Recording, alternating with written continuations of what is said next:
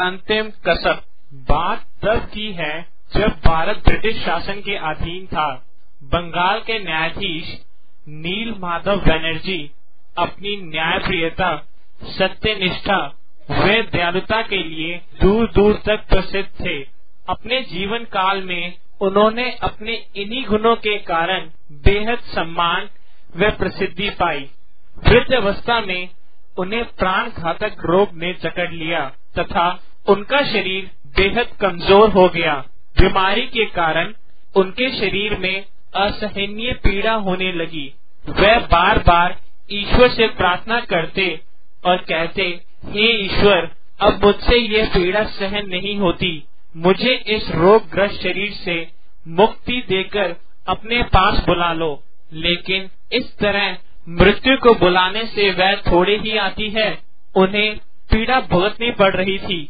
एक दिन वह सोचने लगे कि मुझसे जरूर कुछ न कुछ गलती हुई है जिसकी मुझे पीड़ा के रूप में सजा भुगतनी पड़ रही है।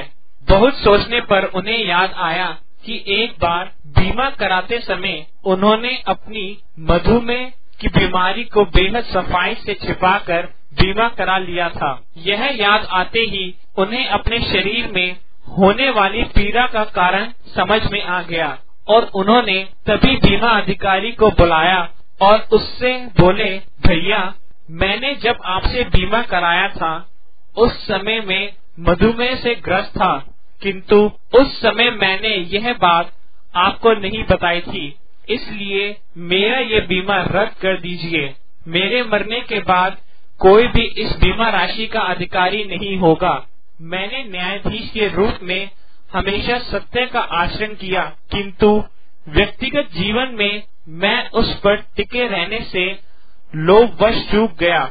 इसी कारण आज ये कष्ट भोग रहा हूँ। उनके कहने पर बीमा अधिकारी ने उनका बीमा रद्द कर दिया। बीमा रद्द होने के बाद उनके चेहरे पर संतोष व शांति की झलक दिखाई दी। इसके बाद उसी रात उन्होंने प्राण त्याग दिए।